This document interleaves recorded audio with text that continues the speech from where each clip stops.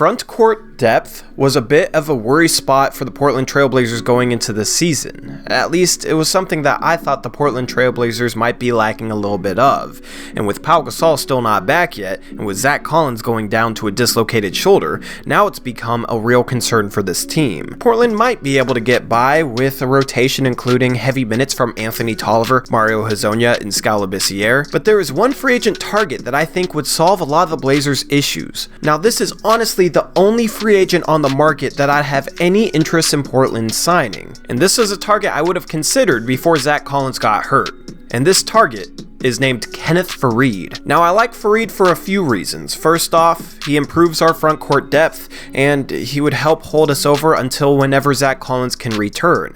Zach might return in a week, he might return in 2 months. We still have yet to learn the timetable for Zach's recovery. But regardless, having an additional big that can play minutes off the bench, that has experience, and that could step up in case one of our bigs gets hurt, that's the type of insurance policy that I'd like to have for this team. Now, say all our bigs are healthy and Kenneth Faried doesn't see the floor.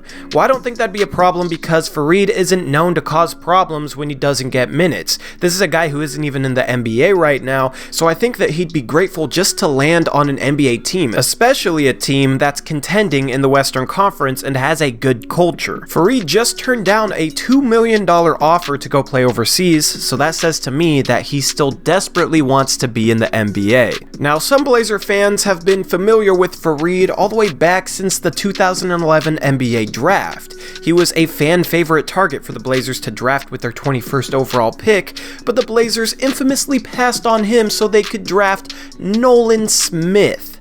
Nolan freaking Smith. Kenneth Faried went the pick after, and he ended up having a very solid NBA career. Meanwhile, Nolan Smith has been out of the league for years, and instead spends his time as an assistant coach at his alma mater, Duke University. So finally landing Kenneth Faried would mean everything comes full circle. We finally get the guy we should have drafted 8 years before. But obviously, GMs don't make emotional decisions like this. GMs don't care about what happened in 2011.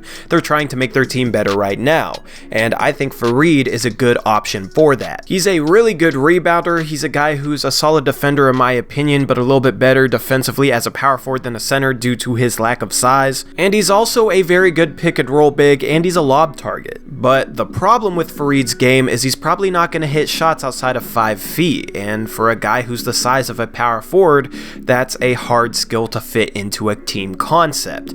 You want at least one of your big men to be able to shoot threes, so I think Faried's best fit is next to a guy the size of a center, a guy who can defend the center spot but can also knock down jump shots. But I think that we have the big men to complement Faried pretty nicely. When Pau Gasol gets back, Faried would be the perfect power forward to stick next to Gasol, who would play center. Gasol can shoot threes and he's also a good passer, so using Faried as an off-ball cutter and mover would fit well with Gasol. On the other end, Gasol would guard centers and Faried could guard the perimeter where he's a little bit better, and Faried also has the ability to maybe help with some weak side shot blocking to help Gasol defensively. I really like that pairing. Without Gasol, I really like his fit with Skal Labissière, who's been kind of a combo big throughout his career. Labissière has the skill to play power forward or center, but defensively he's a little bit more of a center.